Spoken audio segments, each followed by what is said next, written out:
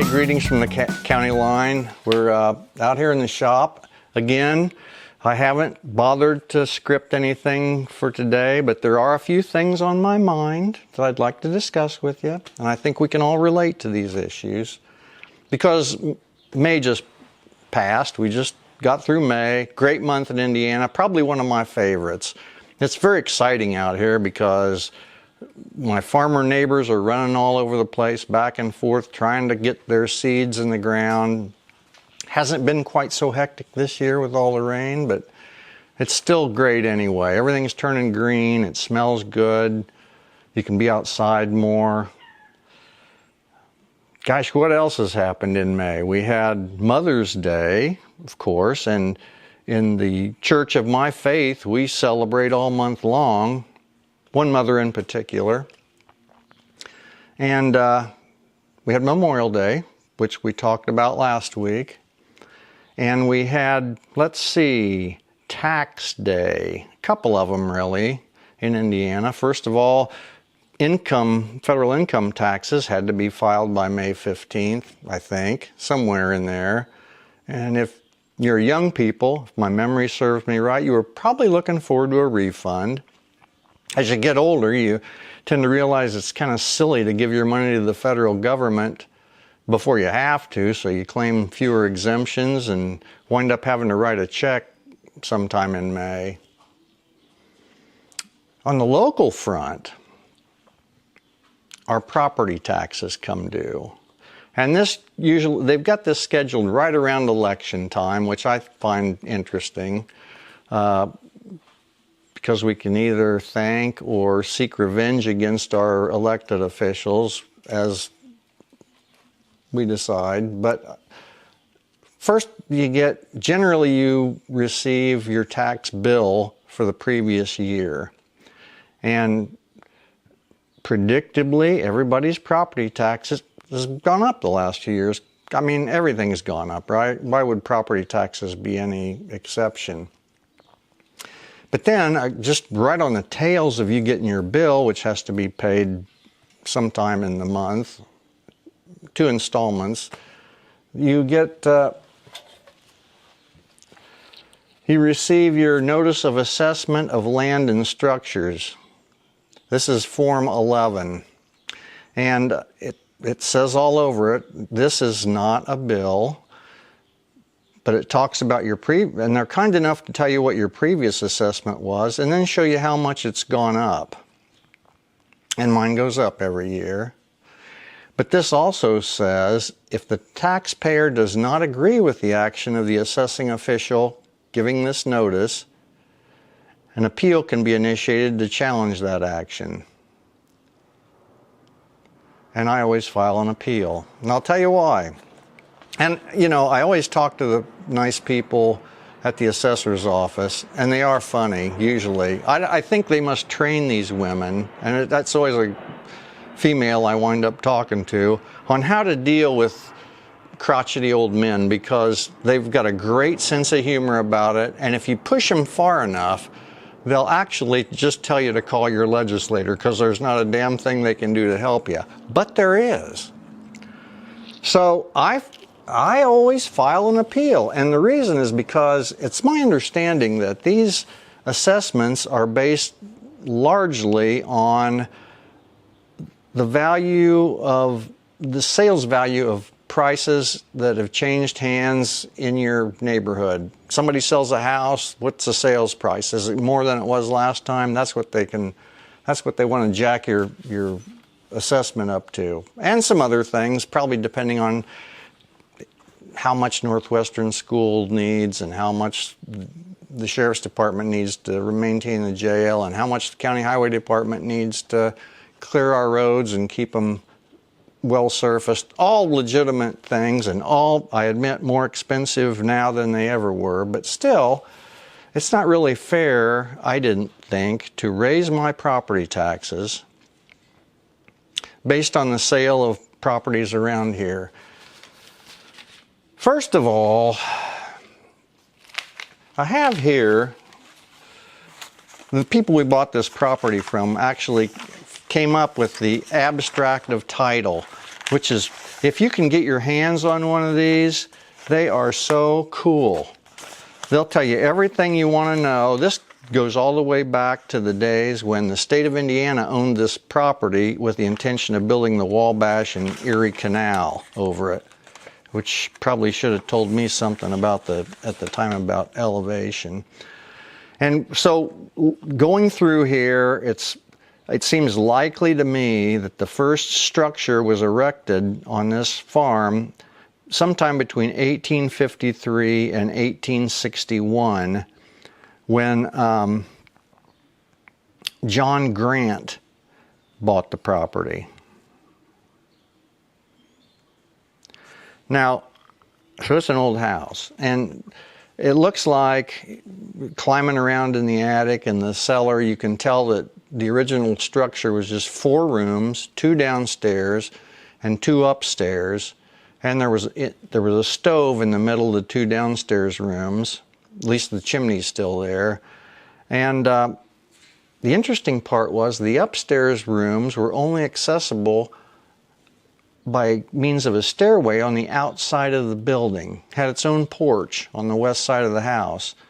So it was almost like 2 entities were coexisting in this house when it was built. Now, obviously, it's undergone some improvements over time. Another room, a kitchen, was added, we think sometime probably in the 1920s, when electricity became available out here and they needed water. There was also a bathroom tacked on at the same time. Indoor plumbing, although in aerial pictures we've found of this place, going as recently back as the late 1970s, there was still an outhouse out back for emergencies, I guess, or maybe for the hired help. But, you know, it's interesting to see what else is in these abstracts.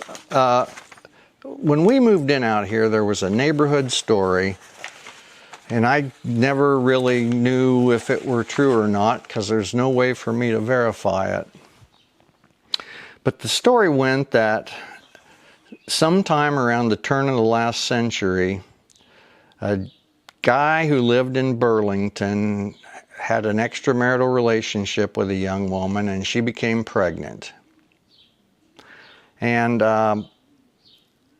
so he didn't want to, couldn't marry her, whatever the circumstances were at that time. He wound up giving her this farm to raise her son on.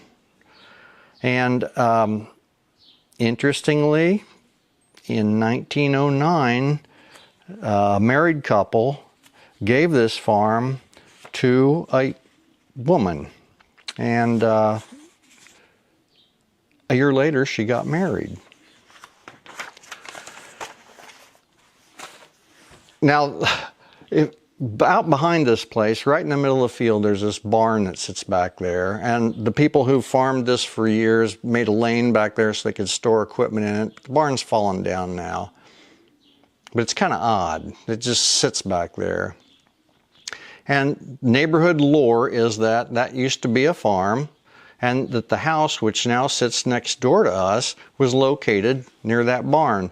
The farm was accessible from a road that's no longer exists and used to run east and west, really through what's nothing but farm ground now. But there were 2 brothers living back there in that house. They were renting the farm and farming the ground, and they were drinkers, I guess. And one harvest, one of them shot the other one in the living room with a shotgun, blew his head right off. And it wasn't discovered for a few days because they lived back there by themselves. And when it was, of course, it was big news in the neighborhood. Pretty grisly accident. Well, sometime after this, young woman who was gifted this place and then got married, and her son grew up and he wanted to get married. So he had a girlfriend and he brought her out here, and he had the idea that because the house and that barn back in the field was all part of this same farm at the time, he had an idea that they could live back there in that house and he could farm the ground back there. But she knew the history of the place and absolutely refused to live there. So how did the house get up here? Well, the rest of the story was that this guy was so determined to marry this woman and have her live out here that he moved the house about a half a mile from the middle of the field up here on the road next to our house. Well, when he brought her out to see it again, she knew it was the same damn house. It was just in a different place.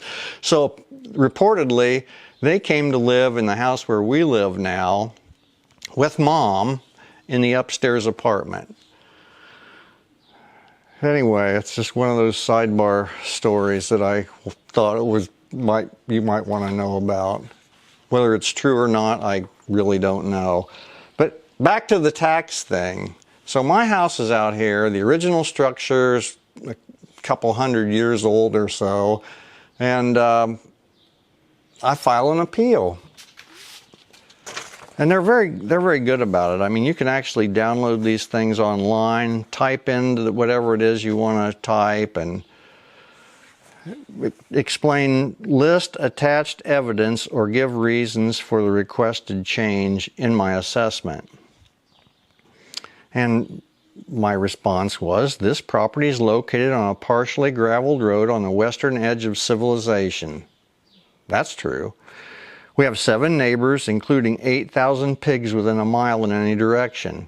That's true too. And it's one of the few improvements, by the way, that's been made to this neighborhood in a long time.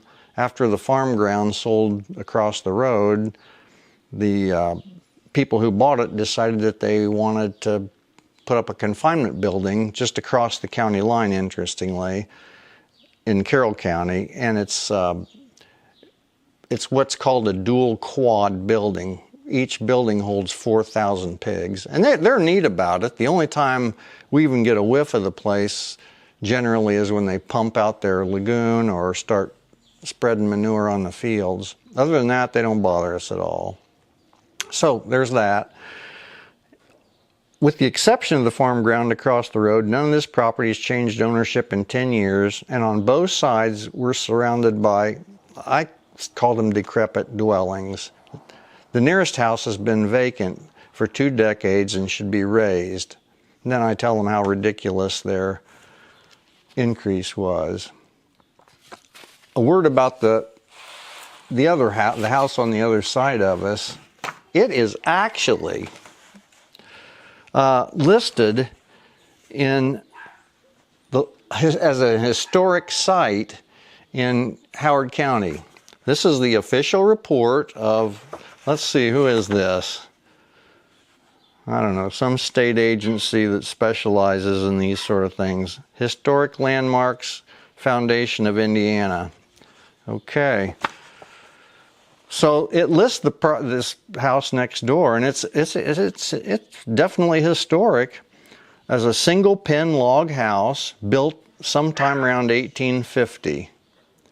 The notation, and there's a picture of it in here, indicates that at one time it was covered with siding, but somebody took the siding off. Now that was before we moved in and before this assessment period, certainly.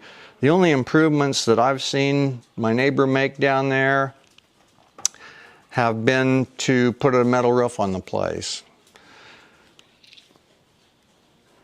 What else has changed in the neighborhood? Well, here's the 1986 plat book. And if we look up Irvin Township, which has got the least dense population of any township in the county, nothing's really changed. I mean, what a plat book shows is who owns what property where. So if you go to my neighborhood,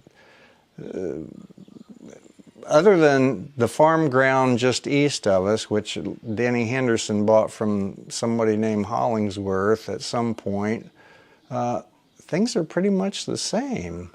I really don't see much to anything anybody could base an assessment on sale values from. The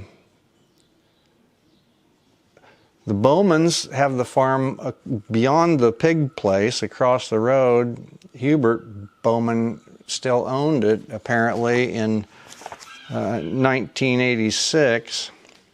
And Hubert, he's an interesting guy. I never had the pleasure of meeting him, but he was a World War II veteran who was captured and tortured by the Nazis horribly. Affected his health for the rest of his life.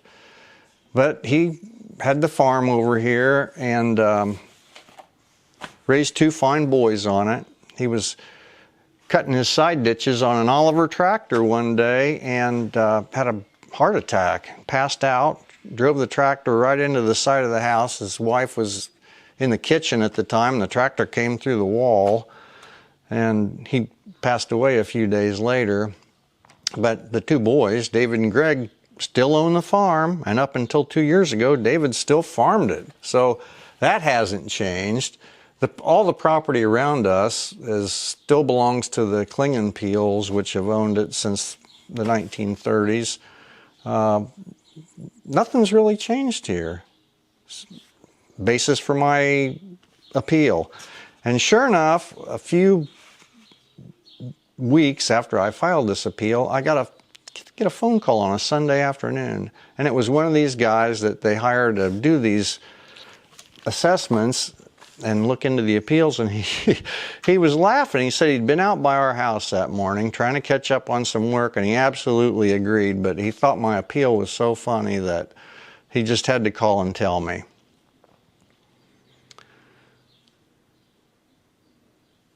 I went up and paid my taxes. Teresa and I voted early this year,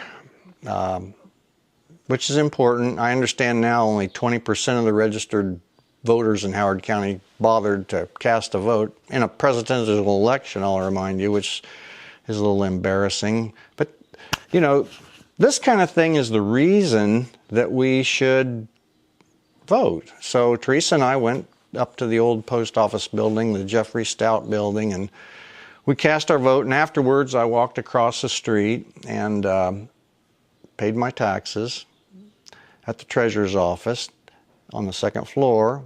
And then I went up to the 3rd floor to see Greg Lake, who's the acting surveyor. Greg's been the surveyor now since Dave Duncan retired, I don't know, mid-year maybe, during his term. And Greg's running for election right now, unopposed.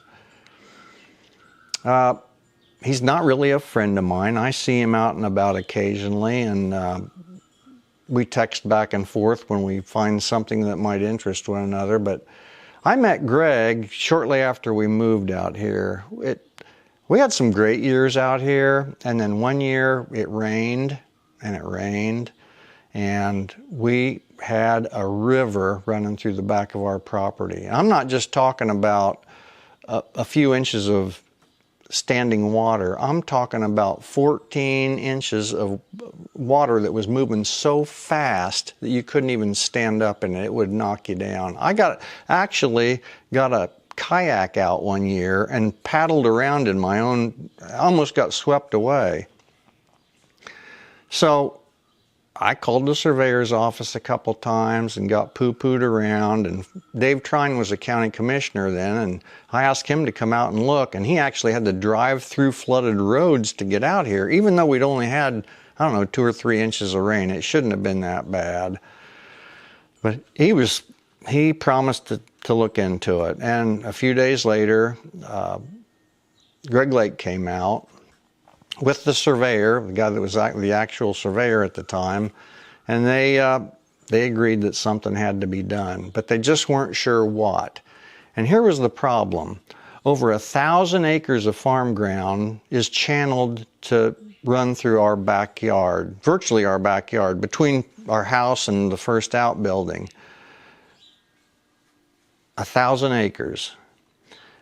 The problem is, as soon as it gets, I don't know, 100 yards west of us, it turns into Carroll County. and they're not really worried about our water problems over there. There was, at one time, some 12-inch tiles, I guess, that were installed, again, probably back in the 1920s. A lot of them were broken down. This was going to be a major undertaking. Jake Grimmie was a surveyor at the time, and he had a great sense of humor about it, and Jake's a great guy, great public servant, done his part, but I think he was a little overwhelmed by just the depth of this project. But Greg looked at it as a challenge.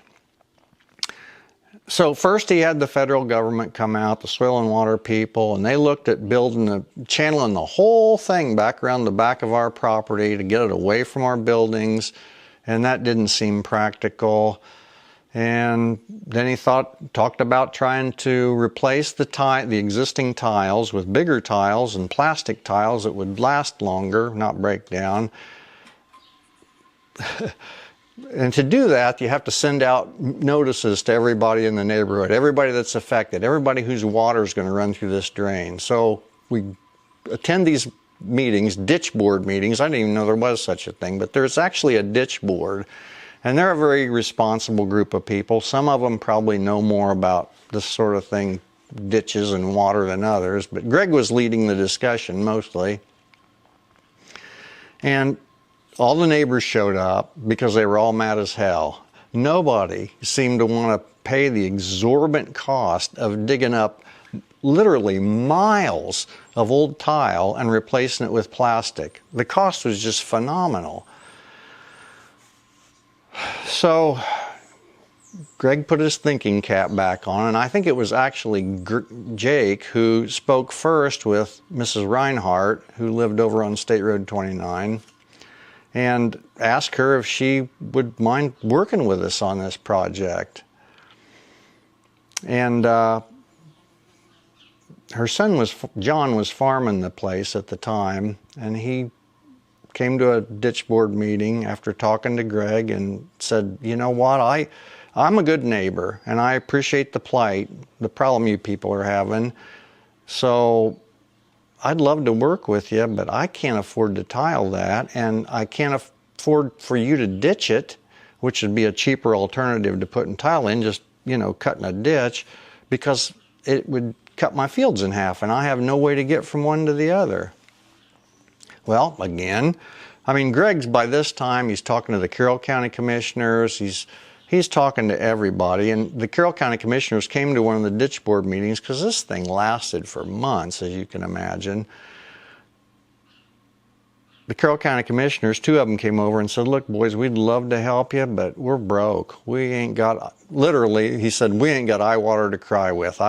We can't help you with this ditch problem. So John Reinhardt tells Greg, look, if you really want to put an open ditch in there, you're welcome to do it, but you got to build me a bridge. I got to have a bridge so I can just get my equipment from one side to the other. Well, Greg had another idea. This was when they were building the Hoosier Heartland Highway, and the state needed fill dirt. So John worked out a deal where they could have the fill dirt out of the middle of the Reinhardt's field as long as they'd build him a bridge. So we got out of this whole deal pretty cheap, and it would never have happened had Greg Lake not been so committed to helping us. And this is why it's important to vote, folks, because there are people, despite all the cynical comments you might hear, the negative press, there are a number of elected officials in public service today that deserve our support, and we need them in office. And this isn't an endorsement for Greg. Again, he's running unopposed right now. He told me when I visited him that he had campaign signs made, but the only one he put up was in his own front yard, and he was going to take it down as soon as he had to start cutting grass. So I love Greg, but this is not an endorsement necessarily for him. I just want you to get your butts out in November and cast a vote, because it's important. That's it for today. I'll see you next week. God bless us, everybody.